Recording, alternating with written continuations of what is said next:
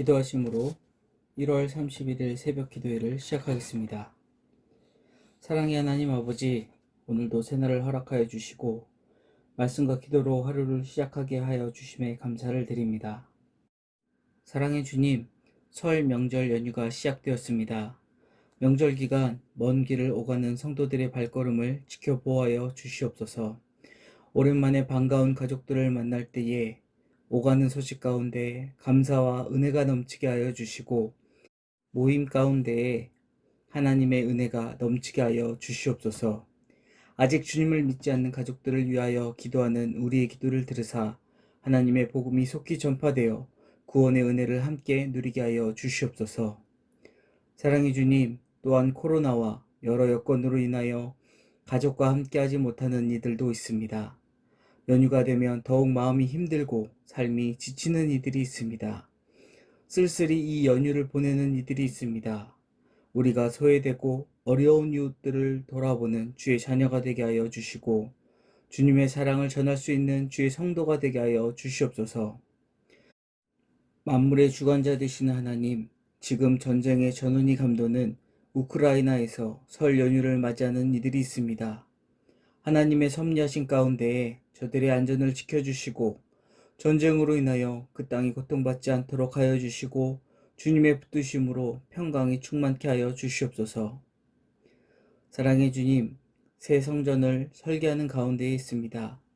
설계를 맡은 실무진들을 붙들어 주시고 많은 이들을 구원할 아름다운 성전을 건축함에 부족함이 없도록 함께하여 주시옵소서. 온 성도들이 한 마음으로 기도하며 지어가는 성전이 되게 하여 주시옵소서.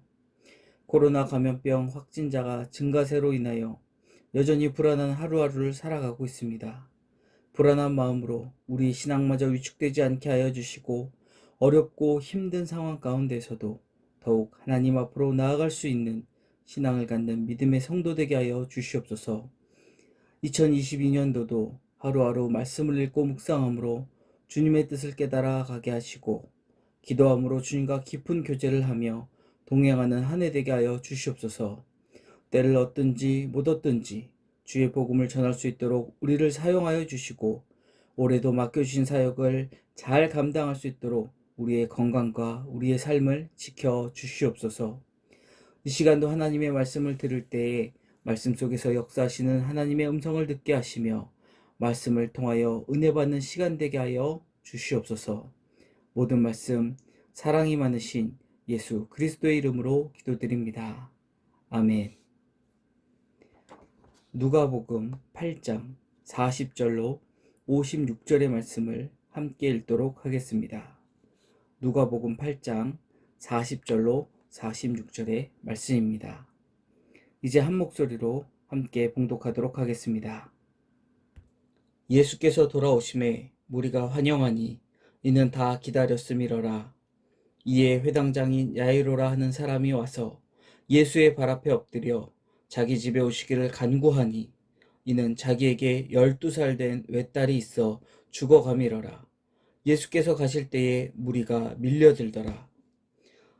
이에 12해를 혈루증으로 앓는 중에 아무에게도 고침을 받지 못하던 여자가 예수의 뒤로 와서 그의 옷가에 손을 대니 혈루증이 즉시 그쳤더라.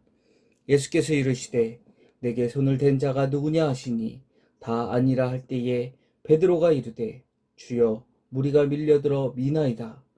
예수께서 이르시되 내게 손을 댄 자가 있도다. 이는 내게서 능력이 나간 줄 알미로다 하신대. 여자가 스스로 숨기지 못할 줄 알고 떨며 나와 엎드리어 그 손댄 이유와 곧 나은 것을 모든 사람 앞에서 말하니 예수께서 이르시되 딸아 내 믿음이 너를 구원하였으니 평안히 가라 하시더라. 아직 말씀하실 때에 회당장의 집에서 사람이 와서 말하되 당신의 딸이 죽었나이다. 선생님을 더 괴롭게 하지 마소서 하거늘 예수께서 들으시고 이르시되 두려워하지 말고 믿기만 하라. 그리하면 딸이 구원을 얻으리라 하시고 그 집에 이르러 베드로와 요한과 야고보와 아이의 부모 외에는 함께 들어가기를 허락하지 아니하시니라. 모든 사람이 아이를 위하여 울며 통곡하매 예수께서 이르시되 울지 말라. 죽은 것이 아니라 잔다 하시니 그들이 그 죽은 것을 아는 고로 비웃더라. 예수께서 아이의 손을 잡고 불러 이르시되 아이야 일어나라 하시니 그 영이 돌아와 아이가 곧 일어나거늘 예수께서 먹을 것을 주라 명하시니 그 부모가 놀라는지라. 예수께서 경고하사 이 일을 아무에게도 말하지 말라 하시니라. 아멘. 오늘 본문에는 두 명의 여자가 등장을 합니다. 이 두 여자는 서로 처지가 조금 달랐습니다. 한 명은 12살 된 여자아이로 사회적으로 지위가 높고 부유했던 회당장 야이로의 딸이었습니다. 그리고 다른 한 여인은 12년이나 혈루증을 앓고 있었으며 가난한 사람이었습니다. 아마 나이도 야이로의 딸과 비교했을 땐 훨씬 더 많았을 것입니다. 그러나 이 둘은 모두 인간적인 방법으로는 치료할 수 없는 병을 앓고 있다는 점에서는 같은 형편에 처해 있었습니다. 오늘 이 본문은 이 두 사람 이야기를 통해 예수님께서 믿음을 얼마나 중요하게 여기시는지에 대해 우리에게 설명하고 있습니다. 야이로의 딸과 혈루증을 앓고 있는 여인이 처한 상황은 모든 인류가 처해 있는 상황을 상징하고 있습니다. 인류는 남녀노소 또 빈부의 차이가 있습니다. 어느 나라나 이러한 차이가 분명히 존재합니다. 그러나 모든 인류는 스스로 치유할 수 없는 병을 가지고 있습니다. 돈이 많은 사람이라 할지라도 또 돈이 없는 사람이라 할지라도 남자라 할지라도 여자라 할지라도 나이가 많다 할지라도 나이가 적다 할지라도 이것을 스스로는 해결할 수 없는 것입니다. 그것은 바로 죄라는 질병입니다. 이 질병은 인간의 능력으로는 스스로 치유할 수 없고 또 반드시 죽음에 이르게 하는 무서운 질병입니다. 세상의 수많은 이들이 이 죄라는 질병에서 벗어나기 위해서 몸부림을 쳤었습니다. 어떤 이는 종교를 만들어서, 어떤 이는 고행을 통해서, 또 어떤 이는 율법을 통해서 이 질병에서 벗어나려고 시도했지만 아무런 소용이 없었습니다. 인간은 누구도 스스로 이 죄의 질병을 치유할 수 없습니다. 우리는 누구나 죄로 인해 육적으로 또한 영적으로 영원히 죽게 될 존재인 것입니다. 그럼 우리는 아무것도 하지 못하고 이대로 죽어야만 할까요? 그렇지 않습니다. 다행히도 우리에게는 이 질병을 완벽히 치유해 주실 수 있는 분이 계십니다. 그분은 이러한 우리의 문제를 해결해 주시기 위해 하늘로부터 이 땅에 오셨다고 마태복음 9장은 우리에게 말씀하고 있습니다. 이 분이 누구십니까? 바로 예수 그리스도이십니다. 오늘 본문에서도 예수 그리스도께서 야이로의 딸과 혈루증을 앓고 있는 여인을 치유하심을 볼 수 있습니다. 여기서 중요한 것은 그들이 치유받게 되는 방법입니다. 먼저 순서대로 혈루증을 앓던 여인을 보도록 하겠습니다. 혈루증은 출혈이 멈추지 않는 병을 의미합니다. 단순히 육체적으로도 몹시 힘들었을 병이지만 특히 유대 사회에서 이 혈루증은 구약 레위기 15장에 기록된 정결법에 의해서 부정하게 여기는 질병이었습니다. 그렇기에 이 여인의 12년은 육체적 고통뿐만 아니라 심한 정신적 고통까지 받으며 지내온 나날들이었을 것입니다. 마가복음에 기록된 평행 본문인 마가복음 5장에 기록된 내용을 보면 많은 의사에게 괴로움을 받고 가진 재산도 모두 허비하였다라는 설명이 기록되어 있습니다. 그녀가 혈루증을 앓으며 보낸 이 12년이란 세월은 아마도 서러움과 눈물의 세월이었을 것입니다. 뿐만 아니라 고통과 절망으로 점철된 날들이었을 것입니다. 가진 재산을 가지고 많은 의사들을 찾아가 봤지만 그 의사들은 재산을 낭비할 뿐 그녀를 고치지 못했었던 것입니다. 또한 누가가 사용하는 이 12회라는 수사학적 어구에 이 12라는 이 숫자는 완전수라는 뜻을 포함하고 있어서 그녀가 완전히 소망을 잃었다라는 의미도 함께 전하고 있는 것입니다. 그런데 그런 그녀에게 한 줄기 희망이 생겼습니다. 바로 예수 그리스도에 대한 소문이었습니다. 그녀는 예수님의 옷가에 손만 대도 자신의 이 혈루병이 나을 것이라는 믿음을 갖고 있었습니다. 그래서 용기를 내어 예수님을 찾아가 그것을 실행에 옮겼습니다. 이 혈루증을 앓고 있는 여인은 사람들과 접촉할 수 없었습니다. 왜냐하면 이 혈루증을 앓고 있는 여인이 부정한 상태이기 때문에 이 부정이 다른 사람에게 옮는다라고 유대인들은 생각했기 때문입니다.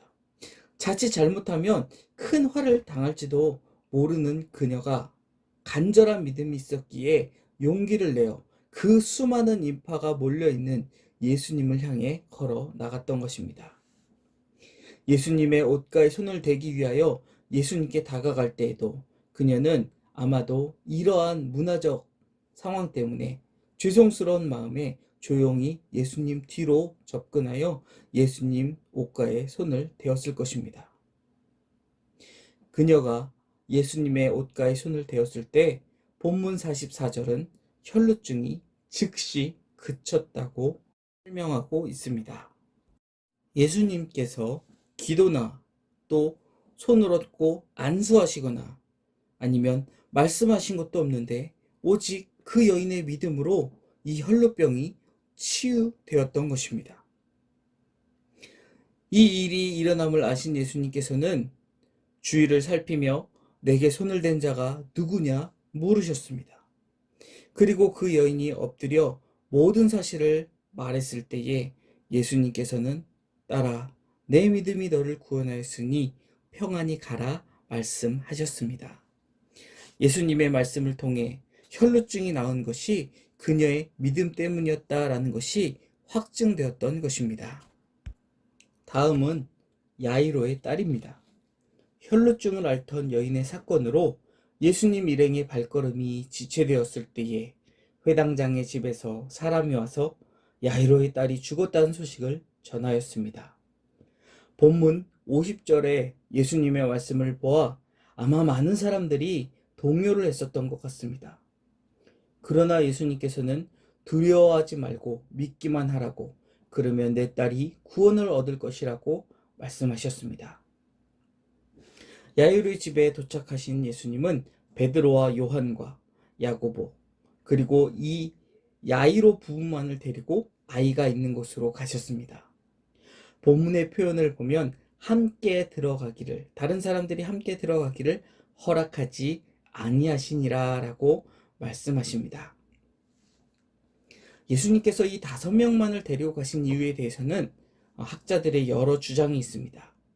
56절의 말씀을 근거로 죽은 자를 살렸다라는 것을 사람들에게 알리지 않게 하시기 위해서 많은 사람들이 함께함을 허락지 아니하셨다라는 주장도 있고, 소녀가 죽었다 살아났을 때에 그 소녀가 마치 구경거리가 된 것 마냥 많은 사람들이 자신을 주목하게 되었을 때에 그 소녀가 느끼게 될 민망함을 느끼지 않게 하시기 위해서 예수님께서는 그 소녀를 배려하여 사람들이 오지 못하게 허락지 않으셨다라는 주장도 있습니다.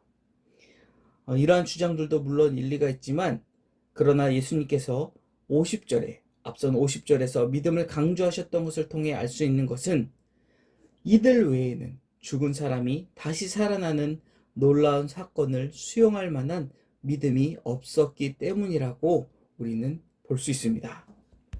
또 이러한 주장을 근거로 할 때에 함께 동행한 5명 중에 죽은 이 아이의, 이 소녀의 부모는 두 증인법에 의한 증인이 되고 이 믿음을 갖고 있었던 것은 실제로는 베드로, 요한, 야고보다라고 주장을 하고 있습니다. 예수님께서 변화산에 오르실 때에도 또 겟세마네 동산에 기도하러 올라가셨을 때에도 마태복음 13장 3절에 보여지듯 베드로와 요한, 야고보는 예수님에 대하여 다른 제자들보다 더 폭넓은 이해를 가지고 있었던 것으로 보여집니다. 야이로의 딸이 누워있던 곳에 도착하여 모든 사람들이 아이를 위하여 울며 통곡하는 것을 보시고 예수님께서는 울지 말라. 죽은 것이 아니라 잔다라고 말씀하셨습니다. 하지만 사람들은 이미 야이로의 딸이 죽은 것을 알았기에 예수님을 비웃었습니다. 만약 그런 상황 속에 여러분이 서 있었다면 어떻게 반응하셨겠습니까? 저라면 민망해서 빨개진 얼굴을 가지고 예수님 옆으로 조용히 다가가 예수님께 귓속말로 예수님, 아무래도 저 소녀는 이미 죽은 것 같습니다. 라고 속삭였을 것 같습니다. 모든 사람들이 비웃는 그 상황이 너무나도 민망했을 것이라고 저는 생각됩니다. 그러나 예수님이 허락한 이 사람들은 아무런 반응을 보이지 않고 그저 예수님께서 하시는 일을 지켜보았습니다. 예수님께서는 그런 사람들의 비웃음 가운데에서 아이에게 다가가 그 아이의 손을 잡고 아이야, 일어나라 라고 말씀하셨습니다. 예수님께서 이렇게 말씀하시자 그 아이의 영이 돌아와 아이가 곧 일어났습니다. 죽었던 아이가 다시 살아난 것입니다. 사실 예수님께서 잔다라고 표현하신 이 표현은 죽은 것에 대한 완곡한 표현의 뜻도 담겨져 있습니다. 헬라어로 캬두데이라는 표현을 번역한 것인데 이 캬두데이는 캬두도의 현재형으로 죽었다라는 완곡한 표현의 의미가 있습니다. 그런데 이 표현이 신약 성경에서 사용될 때에는 곧 깨어나 예수 그리스도로 말미암은 약속된 부활에 참여하게 됨을 전제로 합니다. 즉 부활의 때에 다시 일어날 사람이 죽어 있다라는 것입니다. 잠이란 것은 언젠가는 깨는 것입니다. 잠든 사람은 언젠가는 깨어나게 마련입니다. 그렇지 않으면 영원히 잠들었다, 죽었다라고 우리가 표현을 하겠죠. 그래서 예수님께서는 잔다라는 표현을 사용하신 것입니다. 지금은 죽어 있는 상태이지만 당신의 부르심으로 이 아이가 다시 살아날 것을 아셨기에 이러한 표현을 사용했던 것입니다. 믿음이 없는 자의 눈으로 보았을 때는 분명 이 소녀는 죽은 것이었습니다. 그러나 믿음의 눈으로 볼 때에 죽은 것이 아니라 그저 잠시 잠든 것 뿐입니다. 혈루증을 앓던 여인과 달리 이번에는 예수님께서 죽은 아이를 살리신 것으로 보여지지만 예수님께서 죽은 아이를 살리실 수 있었던 것은 야이로와 그의 아내가 50절에 예수님의 말씀을 믿었기 때문입니다. 이미 죽었다는 소식을 들었지만 그래도 예수님께서 믿기만 하라 하셨기에 믿음으로 순종하여 예수님의 하시는 일을 믿었습니다. 그 결과 죽은 딸이 되살아나는 그 기적을 눈앞에서 목격하게 된 것입니다. 사랑하는 여러분, 우리는 절망스러운 상황일수록 더욱 말씀을 따르는 믿음을 선택해야 합니다. 눈앞에 놓인 상황을 보는 것이 아니라 지금 그 상황을 주관하고 계시는 하나님을 우리는 볼 수 있어야 합니다. 우리 주님께서는 그래서 믿기만 하면 구원을 얻을 수 있다 말씀하셨습니다. 그 누구도 해결할 수 없는 죄의 문제를 해결하는 유일한 방법은 바로 이 문제를 해결하실 수 있는 유일하신 분, 예수 그리스도를 믿는 것입니다. 우리에게 아무리 힘들고 어려운 상황이 눈앞에 펼쳐진다 할지라도 하나님께서 나의 인생을 섭리하시고 계심을 우리가 믿음으로 좌절하거나 낭망하지 않고 믿음으로 승리하는 우리 모두가 되기를 주님의 이름으로 축원드립니다. 기도하겠습니다. 사랑의 하나님 아버지, 우리는 때로 인생 가운데에 기도조차 하기 힘든 어려운 상황을 만나 좌절하곤 합니다. 주님, 우리를 긍휼히 여기사 어떠한 상황 가운데서도 우리가 믿음을 잃지 않도록 우리를 붙잡아 주시고 우리의 연약한 믿음을 붙드사 온전한 믿음을 갖도록 믿음을 더하여 주시옵소서. 사랑이 많으신 예수 그리스도의 이름으로 기도드립니다. 하늘에 계신 우리 아버지, 아버지의 이름을 거룩하게 하시며 아버지의 나라가 오게 하시며 아버지의 뜻이 하늘에서와 같이 땅에서도 이루어지게 하소서. 오늘 우리에게 일용할 양식을 주시고 우리가 우리에게 잘못한 사람을 용서하여 준 것 같이 우리 죄를 용서하여 주시고 우리를 시험에 빠지지 않게 하시고 악에서 구하소서. 나라와 권능과 영광이 영원히 아버지의 것입니다. 아멘.